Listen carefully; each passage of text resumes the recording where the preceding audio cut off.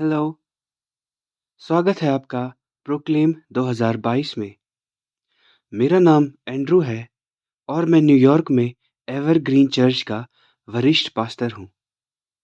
और आज मैं आपके साथ उन राजाओं के बारे में साझा करना चाहता हूँ, जिन्हें राजाओं की वंशावली से हटा दिया गया था। यहाँ जिस वंशावली की चर्चा हो रही है, वह मैथ्यू अध्याय 1 में यीशु मसीह की वंशावली है। यह एक बहुत ही दिलचस्प वंशावली है, क्योंकि यह एक सतत वंशावली नहीं है। इसमें कई पीढ़ियां छोड़ी गई हैं। अब यह हमें कैसे पता चलेगा? ठीक है। मत्ती 1:17 के अनुसार धर्म ग्रंथ हमें बताता है कि यीशु की वंशावली 14 पीढ़ियों की 3 अवधियों में विभाजित है। पहला काल इब्राहिम से राजा दाऊद तक जाता है। दूसरी अवधि दाऊद से लेकर बेबीलोन में निर्वासन तक की है।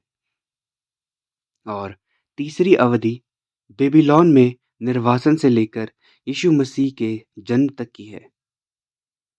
जब आप इसमें प्रत्येक अवधि के वर्षों और लंबाई को देखते हैं, वे सभी अलग हैं।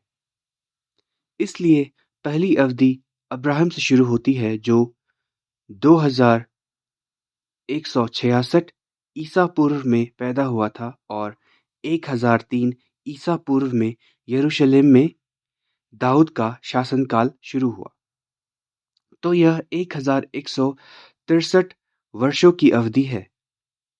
दूसरी अवधि दाऊद से बेबीलोन निर्वासन तक और 597 ईसा पूर्व तक जाती है। तो यह 406 वर्ष की अवधि है। और फिर तीसरी अवधि 597 में बेबीलोन में निर्वासन से 4 ईसा पूर्व में ईसा मसीह के जन्म तक जाती है, जो कि 593 वर्ष की अवधि है। इन 3 अवधियों में, जिनमें से प्रत्येक में 14 पीढ़ियां हैं, वर्षों की अलग-अलग लंबाई कैसे हो सकती है? कोई मतलब नहीं है ना? और इतना ही नहीं, बाइबल में एक पीढ़ी का औसत लगभग 25 से 30 वर्ष तक है। लेकिन जब आप यहाँ वर्षों की गणना करते हैं, पहली अवधि में प्रति पीढ़ी की औसतन 83 वर्ष होते हैं, जो बहुत ज़्यादा है। तो यह हमें दिखा रहा है कि यहाँ कई पीढ़ियाँ छोड़ी गई है। तीसरी अवधि में प्रति पीढ़ी में औसतन 42 वर्ष होते हैं, जो कि 25 से 30 वर्ष से कहीं अधिक है। लेकिन दूसरी अवधि के बारे में क्या? आज हमारे व्याख्यान का केंद्र इसी पर है।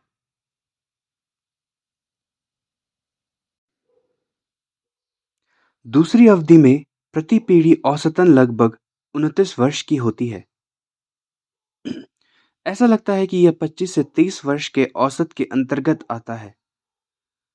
हालांकि जब हम दूसरे काल की तुलना पहले इतिहास की वंशावली से करते हैं, हम देख सकते हैं कि दूसरी अवधि में भी कुछ पीढ़ियां छूट गई हैं। जब हम मत्ती 1 के 8 की तुलना पहले इतिहास अध्याय 3 के 11 और 12 से करते हैं, तो हम देख सकते हैं कि मत्ती में मत्ती में यह कहा गया है कि योराम अहज्याह का पिता था। अहज्याह का दूसरा नाम अजर्याह है। पहले इतिहास 3 के 11 और 12 में कहा गया है कि योराम अहज्याह का पिता था। अहज्याह योआश का पिता था। योआश अमस्याह का पिता था और अमस्याह अजर्याह का पिता था, जिसका दूसरा नाम अहज्याह है। तो यहाँ हमारे 3 वंशज हैं, जिन्हें पीढ़ी से हटा दिया गया है। और जब हम इस तथ्य को ध्यान में रखते हैं कि अतल्याह नाम की एक महिला थी, जिन्होंने इस काल में राजा के रूप में शासन किया, कुल मिलाकर 4 राजा हैं जिन्हें इस वंशावली से हटा दिया गया है। तो फिर इन राजाओं को वंशावली से क्यों हटा दिया गया? हम देख सकते हैं कि इन 4 राजाओं में 3 बिंदु समान हैं। सबसे पहले, वे सभी अतल्याह से संबंधित हैं। जो एक दुष्ट महिला थी। दूसरे, इन चारों राजाओं ने मूर्ति पूजा की। और तीसरा, इन चारों राजाओं की स्वाभाविक मृत्यु नहीं हुई, वे सभी दुखद मौत मारे गए। लेकिन इन तीनों बिंदुओं में से यहाँ सबसे महत्वपूर्ण तथ्य यह है कि वे सभी अतल्या से संबंधित थे। क्योंकि वे अतल्या से संबंधित थे, उन्होंने मूर्ति पूजा की और अपने पापों के कारण वे दुखद और हिंसक मौत मरे। तो यह अतल्या के साथ उनका रिश्ता था जिसने उन्हें परमेश्वर से दूर कर दिया। और क्योंकि उन्होंने ऐसा किया तो उन्हें वंशावली से हटा दिया गया। तो यह अतल्या कौन थी? चलो पता करते हैं। हिब्रू में अतल्या नाम का अर्थ है जिसे परमेश्वर ने पीड़ित किया है। कोई अपनी बेटी का यह नाम क्यों रखेगा? मुझे पता नहीं है, यह बहुत अजीब नाम है, लेकिन यही उसके नाम का अर्थ है।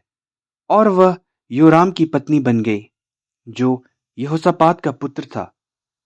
दूसरा राजा 8 का 18 के अनुसार, क्योंकि योराम ने अतल्या से विवाह किया था, वह अहाब के घराने की रीति पर चला और उसने परमेश्वर की दृष्टि में दुष्टता की।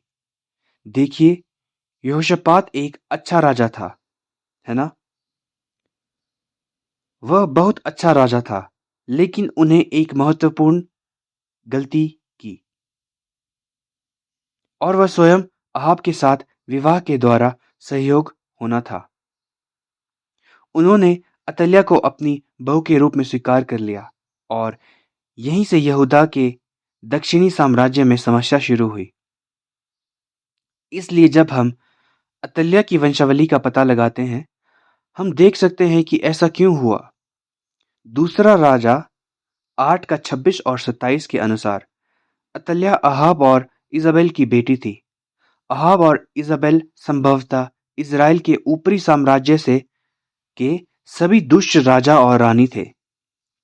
और अतल्या की माता इज़ाबेल कौन थी? पहला राजा 16 का 31 हमें बताता है, इज़ाबेल एतबाल की बेटी थी, सिदोनियों का राजा। तो इज़ाबेल यहूदी नहीं थी, बल्कि वह एक अन्य जाति थी। वह एक सिदोनी थी। उसके पिता का नाम इतबाल का मतलब बाल से है। इसलिए नाम से आप देख सकते हैं कि ये लोग बाल की पूजा करते थे। इसलिए इज़ाबेल बाल पूजा को इज़राइल के उत्तरी राज्य में ले आई और पूरे राज्य को परमेश्वर से दूर कर दिया और बाल की सेवा करने पर मजबूर कर दिया। और उनकी बेटी अतल्या का विवाह यहूदा के दक्षिणी साम्राज्य के शाही परिवार में हुआ और वह बाल की पूजा अपने साथ यहूदा में ले आई। और सारे राज अहाब के मार्ग पर चले और सारे यहूदा में बाल की पूजा फैलाई।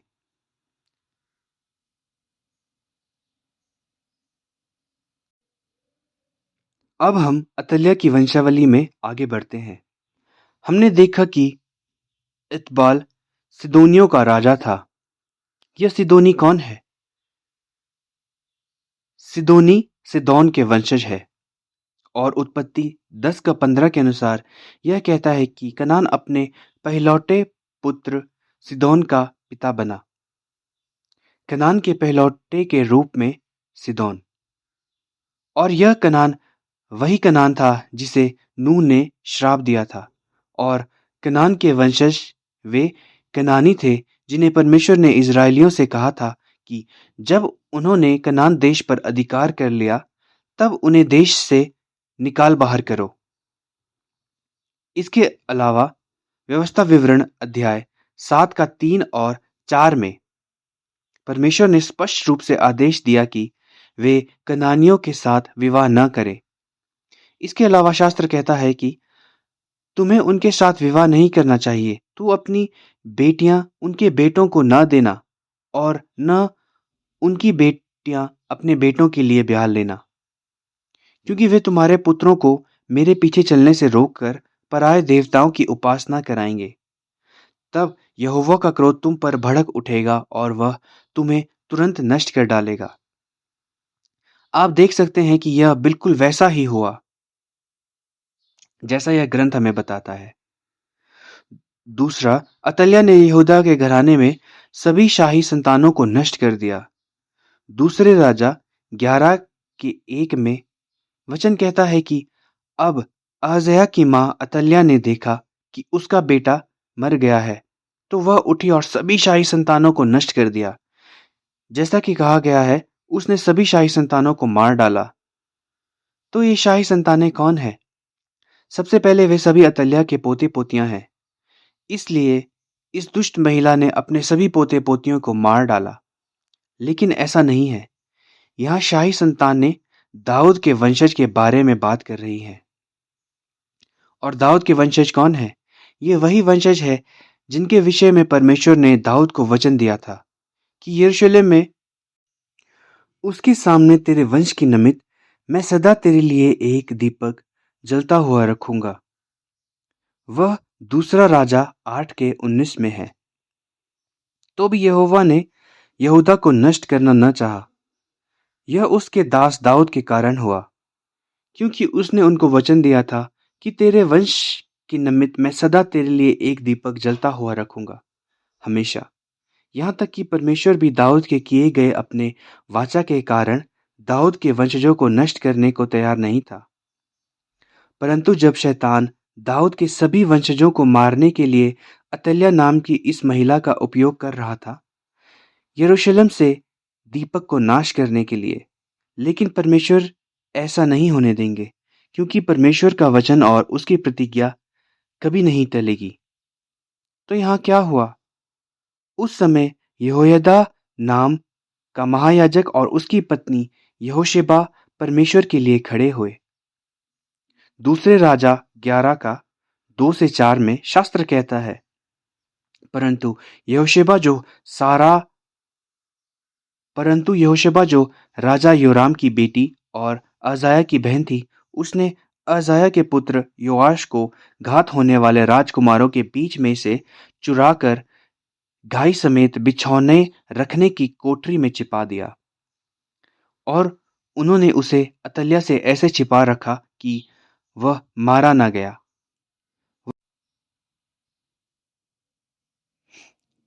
वह उसके पास यहोवा के भवन में 6 वर्ष छिपा रहा और अतल्याह देश पर राज्य करती रही। 7वें वर्ष में यहोयादा ने अंगरक्षकों और पहरुओं के शतपतियों को बुला भेजा और उनको यहोवा के भवन में अपने पास ले आया। और उसने वाचा बांधी और यहोवा के भवन में उनको शपथ खिलाकर उनको राजपुत्र दिखाया। बहुत खूब, क्या अद्भुत दृश्य है ना? अतल्याह सभी शाही संतानों को मौत के घाट उतार रही थी। और तभी यहोशेबा को साहस मिला और उसने बच्चे जोआश को चुरा लिया। वह राजा अहज्याह का पुत्र और दाऊद का वंश था, और उसे मंदिर में छिपा रखा 6 साल के लिए। क्या आप इस पर विश्वास करोगे? 6 साल के लिए, जबकि बच्चा बड़ा हो रहा था और इतना शोर करने की कोशिश कर रहा था, उन्हें उसे अतल्याह से छिपाना पड़ा।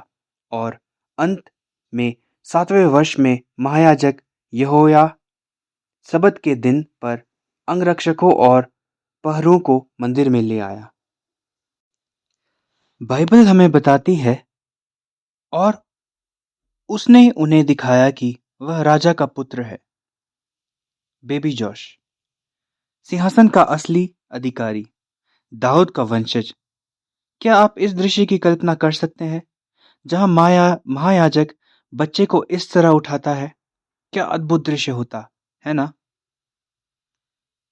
यहाँ की यह घटना हमें क्या सिखाती है?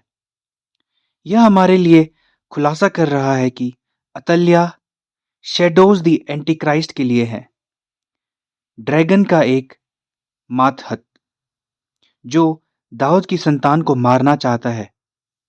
दाऊद का पुत्र हालांकि परमेश्वर की वाचा और उसका वादा विफल नहीं होगा। इसलिए परमेश्वर ने यहोयादा और उसकी पत्नी यहोशेबा का उपयोग किया। संयोग से यहोशेबा नाम का अर्थ प्रभु की शपथ है या प्रभु की वाचा। क्या अद्भुत नाम है ना। उसका नाम प्रभु की वाचा है। यह परमेश्वर की वाचा थी जिसने परमेश्वर के वचन को पूरा होने में सक्षम बनाया। इसलिए वे परमेश्वर के लिए खड़े हुए और उन्होंने बेबी योआश को 6 साल तक छिपाए रखा। ठीक है। अतल्याह का शासनकाल 6 साल के रूप में था, परंतु 7वें वर्ष में परमेश्वर ने विद्रोह कर दिया, शैतान के साम्राज्य को उखाड़ फेंका और परमेश्वर का राज्य पुनर्स्थापित किया। और वह 7वें दिन सबत का दिन था जब यहोया ने यह विद्रोह आरंभ किया। इसलिए मसीह होने के नाते हमारे लिए हमारा सबत का दिन प्रभु का दिन है। और मेरा मानना है कि जब भी हम प्रभु के दिन कलीसिया जाते हैं, यह शैतान के विरुद्ध हमारा आध्यात्मिक विद्रोह है जो इस वक्त इस दुनिया पर राज कर रहा है। और जब मसीह वापस आएगा तो वह उस कार्य को पूरा करेगा। वह शैतान के साम्राज्य को उखाड़ फेंकने जा रहा है और यहाँ पृथ्वी पर परमेश्वर का राज्य स्थापित करें। जो बेबी जॉश के साथ यह घटना उस दिन की ओर इशारा कर रही है। यह हमें आशा देता है कि परमेश्वर की वाचा को रोका नहीं जा सकता। उसका वचन सदैव पूरा होगा। तो दूसरा इतिहास अध्याय 23 के 3 में यह कहता है कि उस सारी मंडली ने परमेश्वर के भवन में राजा के साथ वाचा बांधी और यहोदाया ने उनसे कहा, सुनो, यह राजकुमार राज करेगा जैसे कि यहोवा ने दाऊद के वंश के विषय में कहा है। आमीन। देखो, दाऊद का पुत्र यीशु मसीह राजा के रूप में शासन कर रहा है। तो इस तरह अतल्याह के दमनकारी शासन का अंत हो गया। हालांकि उसके वंशज अहज्याह, योआश और अमजियाह जैसे 3 राजा थे। सभी ने मूर्ति पूजा की और दुष्टता से जीवन व्यतीत किया, इसलिए उन्हें वंशावली से भी हटा दिया गया। तो आइए हम संक्षेप में उनके जीवन पर नजर डालें। पहला अहल्या है। अहज्याह यहोराम और अतल्याह का पुत्र।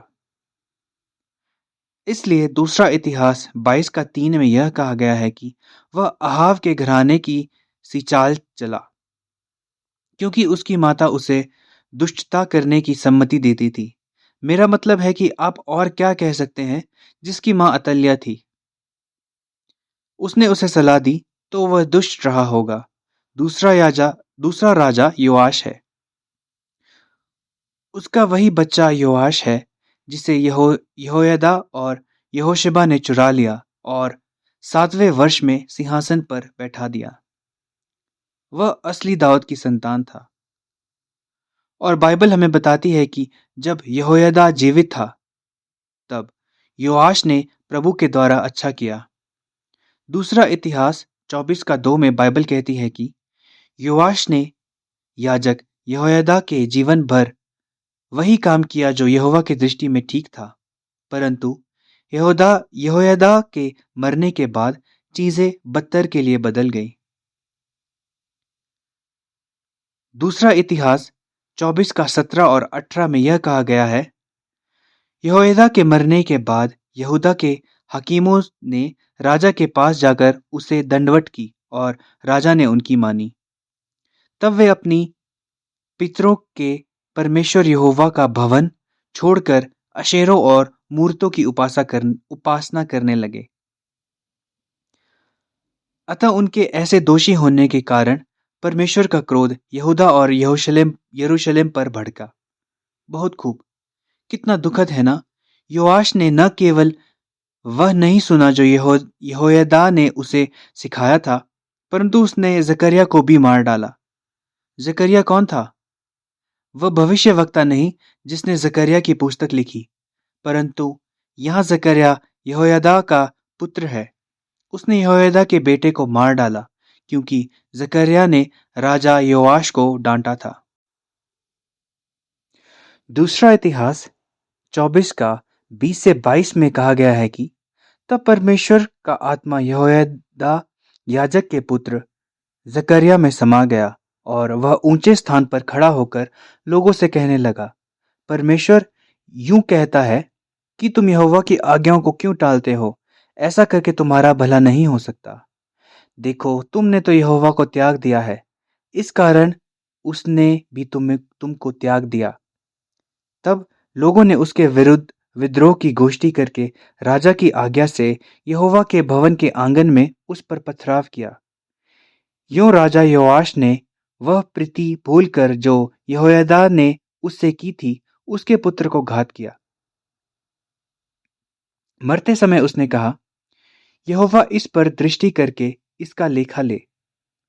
यह एक त्रासदी है। जब आप इस अनुच्छेद को पढ़ेंगे, मन में क्या आता है? खैर, मानवीय विश्वासघात तो है, पर विश्वासघात जो योआश ने किया वह भयानक है। हाँ, लेकिन मुझे लगता है कि यहाँ धर्म ग्रंथ कुछ और वर्णन करने का प्रयास कर रहा है। यह किसी बड़ी चीज का पूर्वाभास देता है, क्योंकि बाइबल इन शब्दों का प्रयोग करती है। आयत 22 में यह कहा गया है कि योआश राजा को वह दयालुता याद नहीं रही जो उसके पिता यहोयादा ने उस पर दिखाई थी। बाइबल उसे यहोयादा योआश का पिता कहती है और फिर बाइबल आगे कहती है, लेकिन उसने अपने बेटे की हत्या कर दी।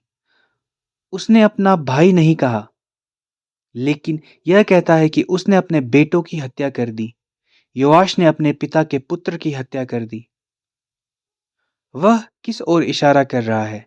यह इस ओर इशारा कर रहा है कि जब परमेश्वर का पुत्र यीशु मसीह इस दुनिया में आएगा, तो इजरायली क्या करेंगे? निर्गमन 4 का 22 में परमेश्वर ने कहा कि इजराइल मेरा पुत्र है, मेरा पहला बच्चा। परंतु जब इजराइल के पिता हमारे परमेश्वर ने अपने इकलौते पुत्र यीशु मसीह को इस संसार में भेजा, क्या हुआ? इजराइल ने अपने पिता को धोखा दिया और उसके पुत्र यीशु मसीह को मार डाला। योआश ने यहां बिल्कुल यही किया। इसलिए इस घटना के माध्यम से परमेश्वर उस विश्वासघात, विद्रोह और विश्वासघात का पूर्वाभास दे रहा है जो इजरायली और सभी मनुष्य परमेश्वर के विरोध में करेंगे, उनके पिता के विरुद्ध।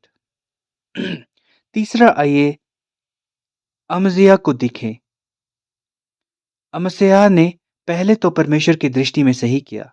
हालांकि एदोमियों के खिलाफ बड़ी जीत हासिल करने के बाद वह घमंडी हो गया और वह इदोम के देवताओं की उपासना करके मूर्ति पूजा करने लगा।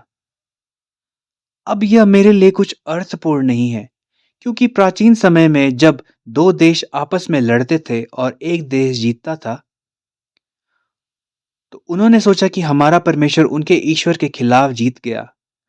यह उनकी सोच थी। इसलिए यदि अमजिया इदोमियों से हार गया था और उसने इदोम के देवता की पूजा की थी, तो यह थोड़ा समझ में आता है, क्योंकि उसने शायद सोचा था, आप जानते हैं कि हमारा परमेश्वर उनके ईश्वर से हार गया, इसलिए मैं वारिस परमेश्वर की सेवा करने जा रहा हूं ताकि मैं और अधिक शक्तिशाली हो सकूं।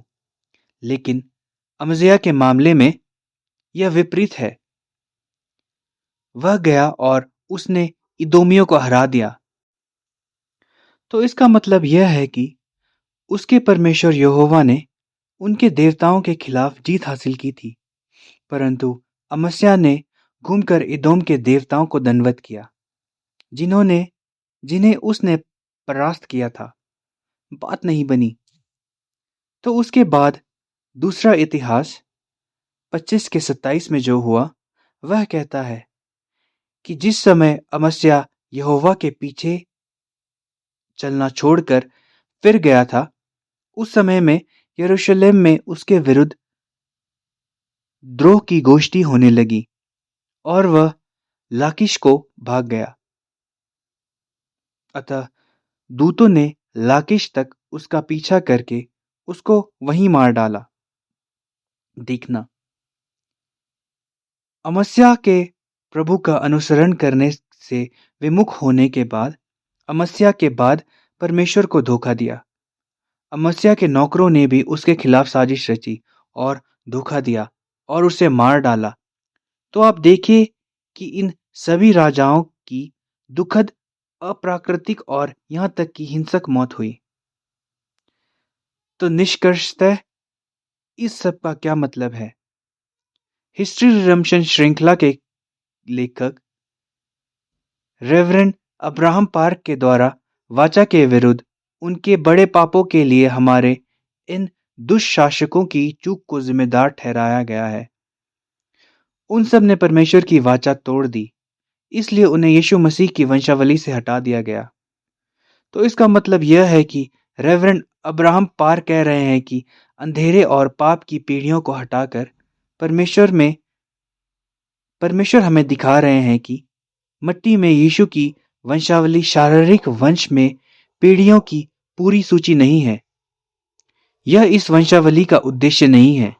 यीशु मसीह की वंशावली का उद्देश्य विश्वास की वंशावली को दर्ज करना है, जो मुक्ति के इतिहास में परमेश्वर की प्रशासन को प्रकट करता है।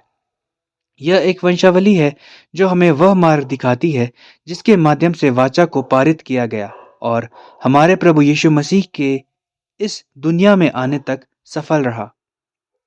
इंसान की कमियों, खामियों और धोखे के बावजूद यह परमेश्वर की अपने वचन और अपनी वाचा के प्रति निष्ठा थी, जिसने इस वंशावली को यीशु के इस दुनिया में आने तक जारी रखने में सक्षम बनाया। दूसरे शब्दों में, यह वंशावली वह प्रमाण है जो परमेश्वर हमें दिखा रहा है। यह उसका प्रमाण है। वह कहते हैं, देखो, मैं अपनी वाचा के प्रति वफादार हूँ। मानवीय विश्वासघात के बावजूद परमेश्वर अपने वचन के प्रति वफादार है। परमेश्वर अपनी वाचा के प्रति वफादार है। इसलिए जब हम वंशावली को पढ़ते हैं तो यही वह बिंदु है जिसे परमेश्वर चाहता है कि हम इसे ग्रहण करें और समझें। जब भी हम मत्ती 1 में वंशावली को पढ़ते हैं तो हमें स्वयं को यही याद दिलाने की आवश्यकता होती है। परमेश्वर की वाचा कभी विफल ना होगी। यह हमेशा पूरा होगा, चाहे इंसान कितना भी बुरा क्यों ना हो। इससे कोई फर्क नहीं पड़ता कि शैतान वाचा को पूरा होने से रोकने की कितनी कोशिश करते हैं। परमेश्वर का उत्साह, उसकी कृपा और उसका प्रेम ऐसा नहीं होने देगा। यशायाह अध्याय 9 आयत 6 से 7 में बाइबल हमें बताती है कि क्योंकि हमारे लिए एक बच्चा उत्पन्न होगा, हमें एक पुत्र दिया जाएगा और सरकार उनके कंधों पर टिकी रहेगी और उसका नाम अद्भुत परामर्शदाता, पराक्रमी परमेश्वर, अनंत पिता और शांति का राजकुमार रखा जाएगा। उसकी सरकार या शांति की वृद्धि का कोई अंत नहीं होगा। दाऊद के सिंहासन पर और उसके राज्य पर इसे स्थापित करने और इसे न्याय और धार्मिकता के साथ बनाए रखने के लिए, तब से और हमेशा के लिए। सेनाओं के यहोवा का उत्साह इसे पूरा करेगा। आमीन। सेनाओं के यहोवा का उत्साह इसे पूरा करेगा। कृपया याद रखें कि जब भी आप बाइबल में वंशावली को पढ़ते हैं तो मुद्दा यही होता है। परमेश्वर अपनी वाचा के प्रति वफादार है। उसका वचन सदैव फल देगा और जब हम उसे याद करते हैं, इससे कोई फर्क नहीं पड़ता कि हम इस समय किस प्रकार की कठिनाइयों, कष्टों या परीक्षाओं से गुजर रहे हैं। आपके लिए परमेश्वर का वचन सदैव पूरा होगा और परमेश्वर की योजना या आप अपने कल्याण के लिए है। यह विनाश के लिए नहीं है, लेकिन यह हमें आशा देने और हमें आशीर्वाद देने के लिए है। इसलिए उसकी वफादारी में हमें हमारे रास्ते पर आने वाली सभी बाधाओं को दूर करने में सक्षम बनाएगी। यह परमेश्वर का उत्साह था जिसने उसे ऐसा किया। यह हमारे प्रति उनका उत्साह और प्यार है जो आज हमारे लिए ऐसा करेगा। इसलिए अब मैं प्रार्थना करता हूँ कि परमेश्वर के उत्साह के साथ हम सभी उठ खड़े होंगे और अपने प्रभु के लिए काम करने में सक्षम होंगे, उसी प्रकार के उत्साह के साथ। आमीन। हमें प्रार्थना करनी चाहिए। प्रिय स्वर्गीय पिता, आपने हमें जो वचन दिया है उसके लिए हम आपको धन्यवाद देते हैं। हम इस हिस्ट्री ऑफ रिडेम्पशन सीरीज के लिए आपको धन्यवाद देते हैं और फिफ्थ प्रोक्लेमेशन के लिए हम आपको धन्यवाद देते हैं। आपने हमें इसके लिए सक्षम बनाया है और जैसा कि हमने आज सीखा है, हमारे प्रभु का उत्साह उसके सभी शब्दों को पूरा करेगा। हम जानते हैं और विश्वास करते हैं कि हमारा ईश्वर अपनी वाचा के प्रति वफादार है। इसलिए मैं प्रार्थना करता हूँ कि आप विश्वास के द्वारा हम सभी को इस वचन पर टिके रहने में सक्षम बनाएंगे और हम भी खड़े हों और अपने भीतर जलते हुए हृदय में परमेश्वर के उत्साह के साथ काम करें। और क्या हम संसार में जाकर इस वचन को ले सकते हैं, फैला सकते हैं और पृथ्वी की छोर तक इसका प्रचार कर सकते हैं, जिससे तुम्हारा राज्य पृथ्वी पर स्थापित हो सके। हम आपके प्यार, आपकी कृपा और हमारे प्रति आपके उत्साह के लिए बहुत बहुत धन्यवाद करते हैं और हमारे जीवन पर अपना आशीर्वाद लाने के लिए आपकी योजना। इससे कोई फर्क नहीं पड़ता कि हम इस समय किस प्रकार की कठिनाइयों या कष्टों का सामना कर रहे हैं। हमें विश्वास करने और आश्वस्त होने में मदद करें कि हमारे लिए आपकी योजना अच्छे के लिए है और हमारे कल्याण के लिए। और क्या हम कभी भी अपने विश्वास में डगमगा सकते हैं, लेकिन हमें हमेशा यह भरोसा रखने में मदद करें कि आप वफादार हैं और हमारा वचन पूरा होगा। और इस आशा के साथ हम अपने जीवन में आने वाली सभी बाधाओं को दूर करने में सक्षम हो सकें। हम आपको बहुत धन्यवाद देते हैं। हम आपको सारी महिमा देते हैं और हम यह सब यीशु मसीह के नाम पर प्रार्थना करते हैं। आमीन।